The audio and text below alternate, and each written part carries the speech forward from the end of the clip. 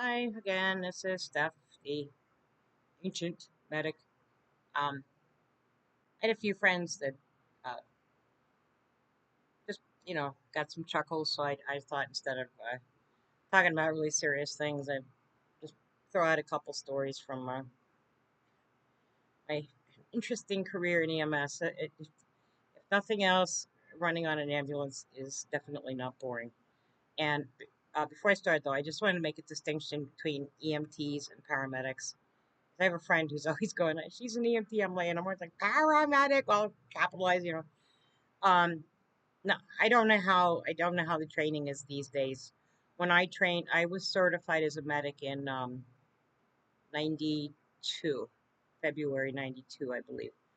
I'd been an EMT for like 8 or 9 years. And prior to going to EMT school, I ran for at least 2 years, maybe slightly longer, as a CPR certified driver. And sorry, he knows. Like I said, I don't know what the training is like. I trained at a trauma center, and we went like 2 nights a week for 6 months or something, a couple hours, like 7 to 10, I think, for classroom. And then you did all this clinicals. You had to spend so much time in ER, and you'd learn to start IVs and give injections and um, assess patients and all that jazz. And I had to, well, I'll save that. But um, so anyway, my requirement was I had to have been an EMT for at least 1 year. And like I said, I'd been volunteering and working as an EMT for a pretty long time before I went to paramedic school. But I also had to have um, a personal recommendation letter from an ER doctor. And personally, I don't know. I know down when we were living in North Carolina, oh, sorry, always happens. You start a video or something, if you get a hair up your nose or whatever it is. But um, we were in North Carolina, and my boyfriend was in the ER one night for any of his numerous chest pains and whatever was going on. And there was a kid standing there, and I just happened to see on his shirt he had like a paramedic student or something. And I just asked him out of curiosity. This was oh, well, close to a decade ago, maybe 8, 9, somewhere years ago. And now, according to him, he said that he just put an application in at the local community college and was accepted and was in paramedic school. And right or wrong, this is just my opinion. I just was like surprised because I thought, wow, you don't even have to have any experience, like even being on an ambulance or treating people at all. You just go right to paramedic. But and then I know up here there was a medic who was telling me she actually went to community college and I think graduated with an associate degree in like EMS management or something. I mean, all I got was a piece of paper saying pass the state exam and then you get your card and you were off on your merry way. So I don't know what the training parameters are these days. I just know from what I've seen, and I don't like to ever generalize about a whole group of people, but from what I've seen of the newer medics, they have so many bells and baubles like on their heart monitors. The heart monitor I used to carry did 3 leads. Typically, we only monitored lead two. There were 3 electrodes. That was it. We didn't learn how to do 12 lead EKGs, which is the one you doctor or you get in the hospital. That looks at, well, that's another whole thing. Anyway, so the monitor I had was just a monitor. It was just a white monitor, 3 pasties, cord. That was it. It didn't tell you what the rhythm was. I mean, you had to spit out a 6 second strip, look at it, and figure out real fast what heart rhythm. And believe me, there are a ton of heart rhythms. These days, I think the 12 lead monitors they carry, it tells them what the rhythm is. Then they have the pulse ox, they have the automatic BP cuffs attached. They do what's called capnography, which I won't get into that, but it's just when you have someone intubated, which is you put a breathing tube into the trachea. It's a little thing that goes on. It measures the CO2, excuse me, that they're exhaling. Um, but they had it's like they treat their equipment and not their patients. And my boyfriend was like almost killed by a medic time ago because they didn't take a manual BP, which is just regular BP cup with a stethoscope, pump it up, let the air out. They slapped the automatic one on, and they got a completely false high reading. His BP was 88 over 50 something a long time ago. But I had taken it over and over, and I even took my own BP to make sure because my cuff was kind of old. And I'm thinking, wow, his BP can't be this low. And I took my own, and I got what was normal for me, and I'm like, oh, that's it. And right before the ambulance people arrived, he started having some chest pain. He was dizzy, so I had him laying down on the couch and stuff. And right before they walked in, he was having a little bit of Bernie type chest pain, and they went ahead and gave him nitro, which dilates the blood vessels, so it relieves the pressure on the vessels, and obviously BP drops. And we were always required to take a manual BP because those automatic ones that too many places use, they can give inaccurate readings. I mean, I went to a doctor once, and she got like 190 something over, and I turned around, I'm like, what? I said, you better take that again.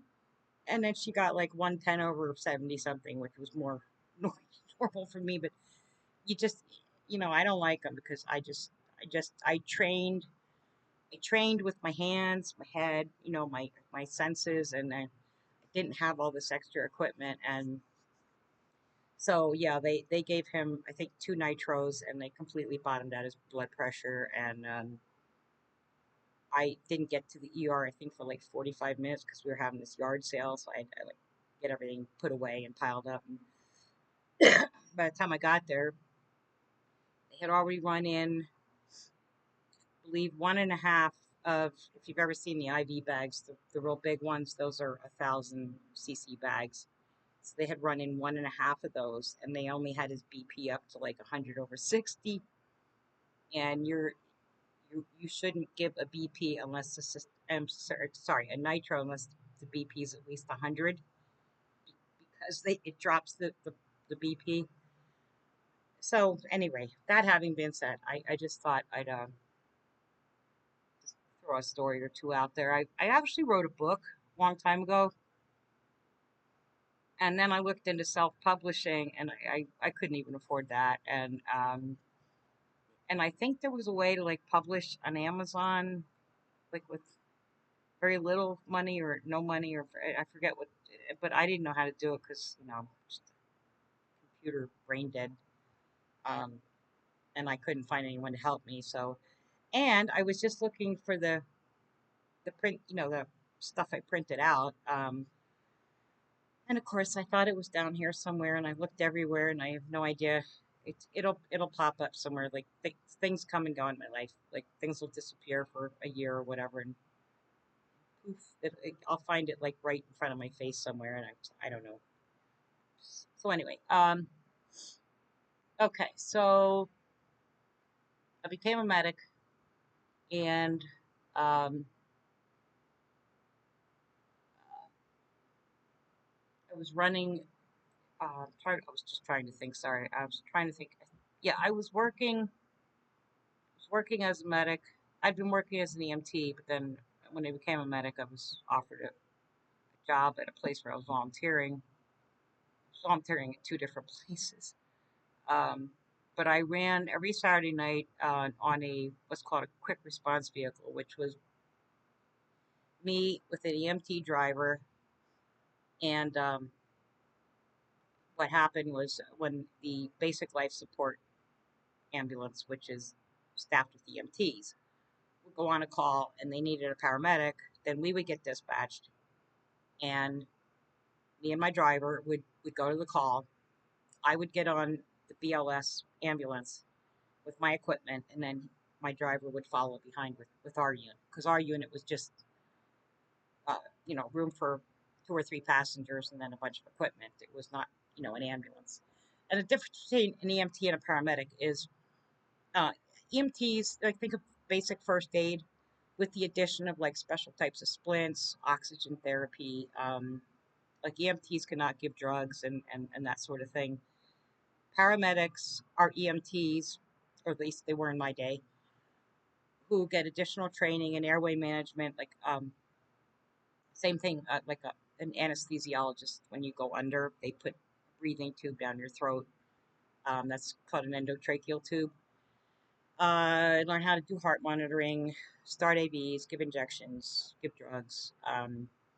So it's just an extra layer of training. I mean, I always looked at EMS as teamwork. I had so many EMTs who'd be like, "Oh, well, I'm just an EMT," and I'd always say, well, don't say you're just an EMT. I mean, because like my EMT driver on the medic unit, like, I relied on him to. I didn't have to say like, "Oh, can you set me up an IV or whatever." Like, he knew if I needed one, he'd just have it ready. He knew which one I need, which type. Um, so it's teamwork, and it was something I really loved. And unfortunately, my body's just like too boogered up to do it.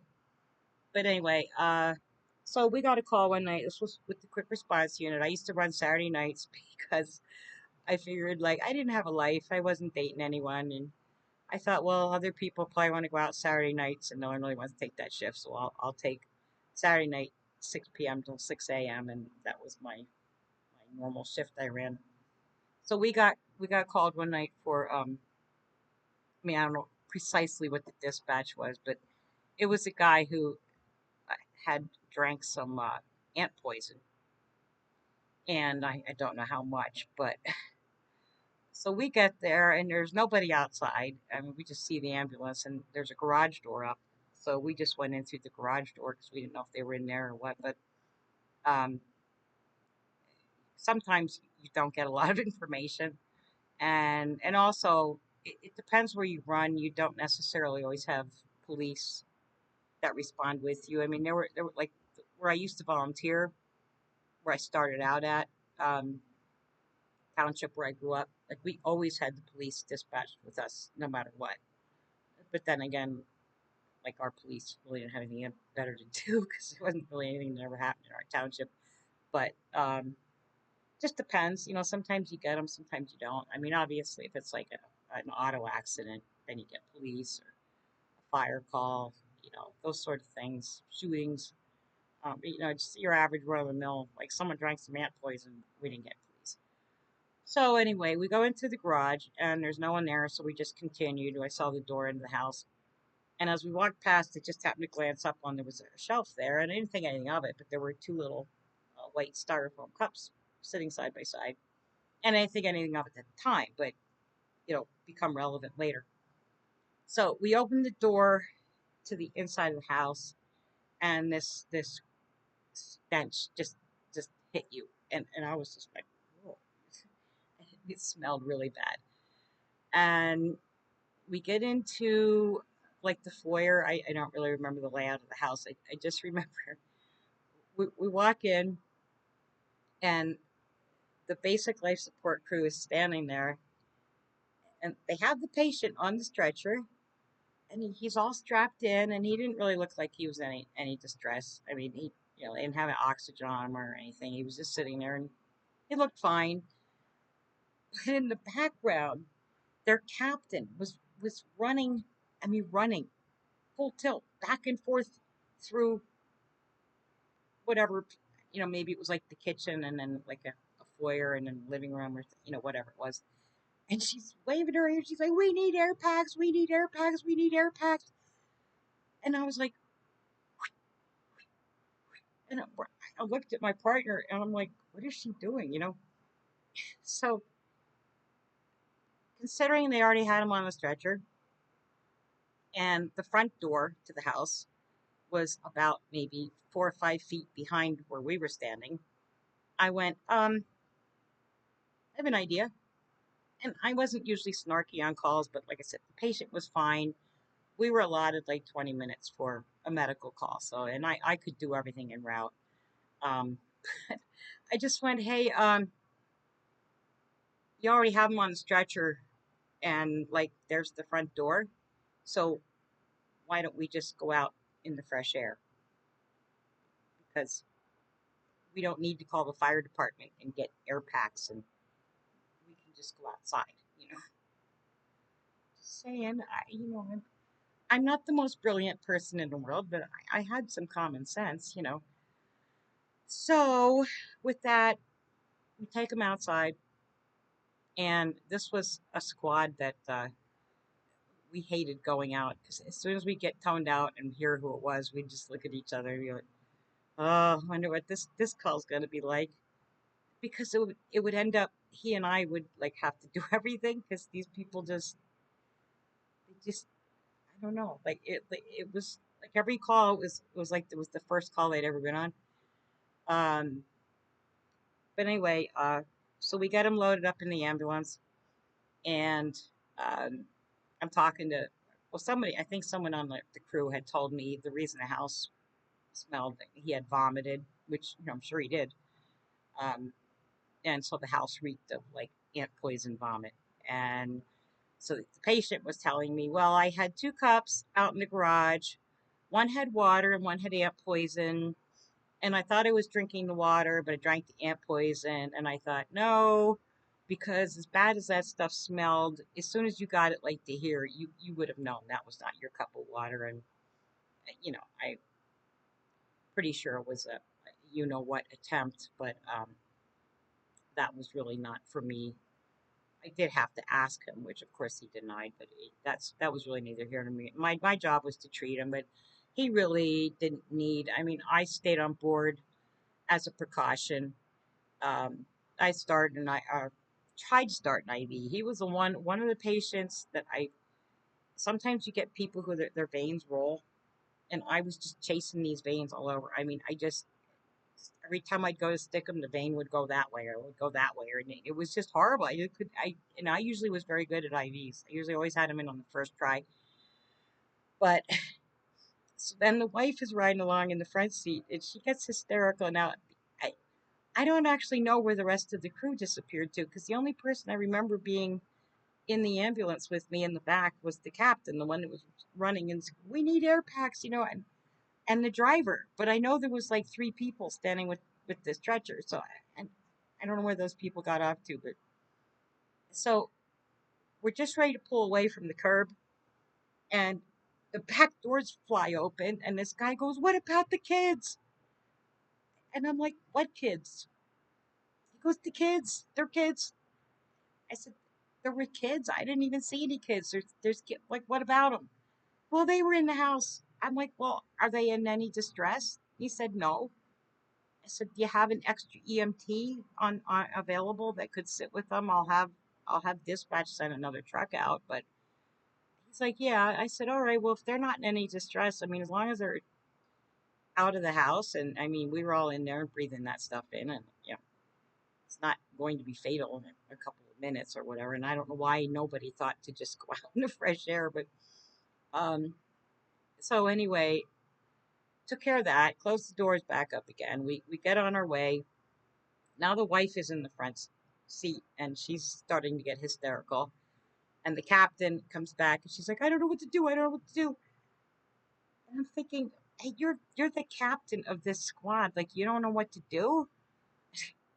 I'm like, "I got one patient here I'm trying to treat." I said, "Look, just put a nasal cannula, little nasal prongs. It goes loops around ears, and give her like a liter of oxygen and see if that does something." Because like we're already en route. I mean, if I had to, we would have dispatched another truck. But she did that, and then like a couple minutes later, she's like, "Oh, she's fine now." And I said, "Yeah, I figured she might be." But anyway,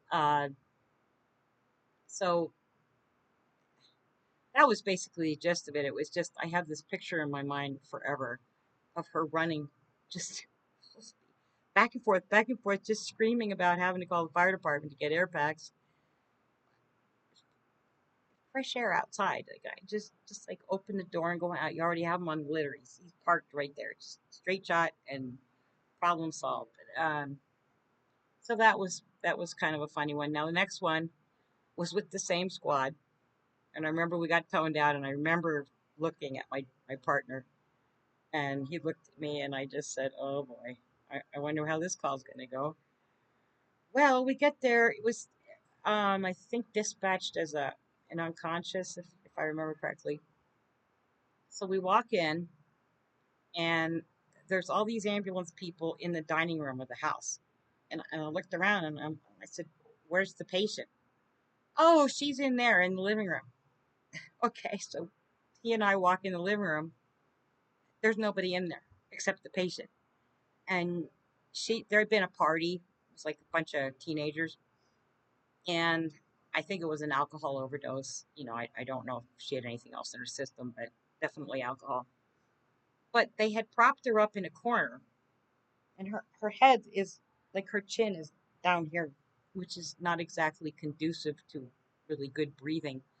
But the thing was, there was not a soul from the basic life support.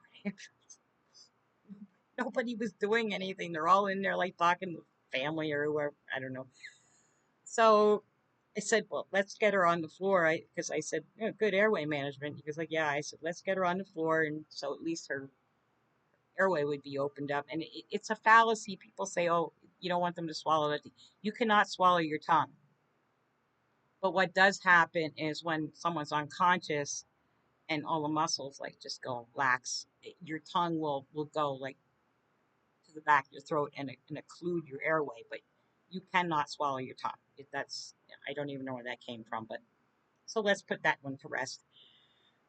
So we got her down the floor, and he was putting oxygen on her, and I think he put monitor on, and I was getting an IV started, and you get very focused on what you're doing, and I was more concerned about getting this patient um, treated and getting her ready to get in the back of the truck and on our way to the hospital. And I'm just sort of vaguely aware that the carpet I'm down on my hands and knees on is like kind of squishy, but I wasn't really paying attention to it because I was focusing on patient and trying to get a lot of stuff done in a short period of time. So we get her all ready to go. Magically somehow the BLS crew comes in with the litter. We get her on there, get her in the truck, and I climbed up in and I sat down on the bench seat, and you know she's on a monitor, she's on oxygen, she's got an IV going. um, Her vitals are fine. Like there wasn't really anything else I had to do except just basically monitor her breathing and the monitor, just to make sure there weren't any problems. She stopped breathing, anything like that. But so I'm just sitting there, and then I'm like, and then I started feeling my pants, and I'm like, oh, and then I took a really good whiff, and I'm like, oh no. And these were 12-hour shifts, and I was like only about an hour into it. So I still had 11 hours to go. And this is the call that taught me all the years I ran EMS elsewhere, never thought about this. I guess I just never had a reason to, but um, that's the call that taught me to make sure I always had a spare uniform with me, because I spent 11 hours in vomit soaked pants. But we got her to the ER, and back in those days, we had paper forms that had, I can't think what it's called. You older folks would know it. It's the paper in between, and then you write on it, and it goes through the next page underneath. And younger folks would have no idea what I'm talking about. But anyway, handwritten trip sheets, we called them. So I'm sitting at the nurse's station, and I'm writing up my trip sheet. Oh, before that, I'm thinking, oh no, I can't like walk around smelling like puke all night. And I'm thinking, what can I do? So I wander around the ER, and I see one of those big cans of disinfectant spray, and I thought I got the bright idea. I'm like, well, maybe if I hose myself down with this, it'll mask the odor. So, I mean, I'm just like emptying the can on my pants, and at first, pretty much all I smelled was the disinfectant spray, and I thought, well, this might work. So I go in, I sit down. The nurse's station was like kind of a U shape, so they're all sitting over here, and I'm sitting over on the outside, and I'm writing up my trip sheet, and pretty soon one of the nurses like swivels around in her chair, and she's sniffing the air, and then she said to no one in particular, just she's like, what is that peculiar odor? And I was like, probably me. And she goes, "What is that?" I said, uh, "Combination of vomit and disinfectant spray." She went, "Ew." This- you gotta understand, I knew all these people because I'd been dealing with the same hospital like for years, and I knew all these people. I mean, I didn't hang out with them. It's just I knew them on a first name basis. I knew all the doctors, and I'm just sitting there thinking, oh Lord, I gotta smell like this the rest of the night, which I did, and like I said, that taught me from there on out, no matter what kind of uniform, if I always had a spare complete uniform with me, just in case, because you never know. And I'm going to end up with this as just a real quick part of my paramedic training, and I think they just did this for uh, gross you out factor. I'm not really sure. They said it was so we could learn anatomy better. I couldn't see any anatomy, but I had to attend an autopsy, and all I could see, it was about like five of us, I think, and we were all standing like behind the head of the person um, being autopsied, and the pathologist took the guy's stomach out, plopped it down on his cutting board. He slid it open, and he goes, "Oh, he had chicken soup for lunch or something like that." It was like, we don't need details. So then he did whatever he does, and he had this cutting board and then a garbage can.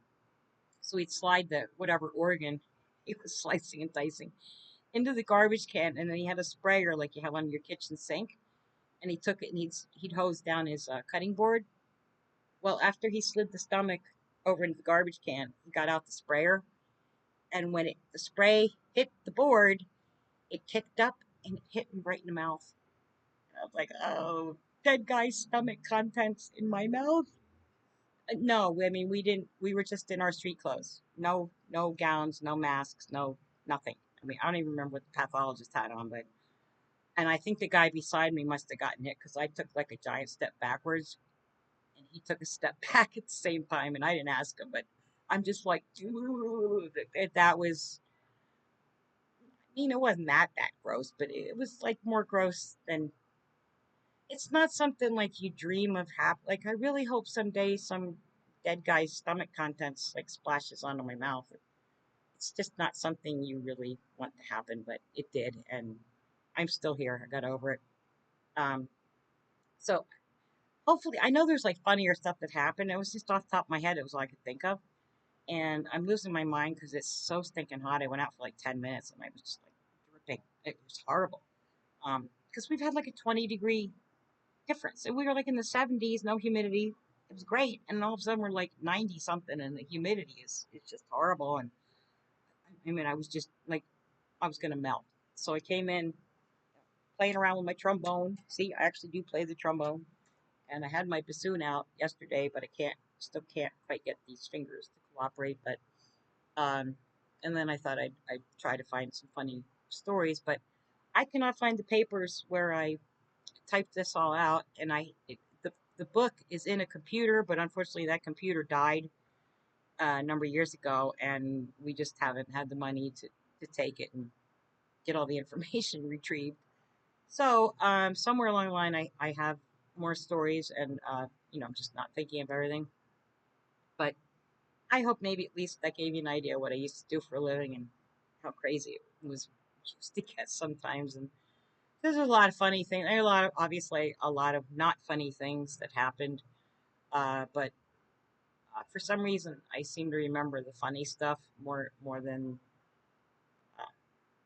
the not so funny stuff. I mean, obviously, I remember a lot of that, but the more humorous things have stayed with me, uh, and it was a crazy job, and but I loved it. I absolutely loved it. So hopefully, I can dig up my stories somewhere. I could always say the dog ate them, except I don't think they did. I think I put them somewhere thinking, oh, if I put them here, I'll know where they're at, and then I don't know where they're at. So, anyway, hope you enjoyed and give you a little glimpse into life of a EMT or a paramedic, and I will try to come back with some more. And I thank you for watching and enjoy your day or night or morning, wherever you are. And thanks again. I'll see you soon. Bye.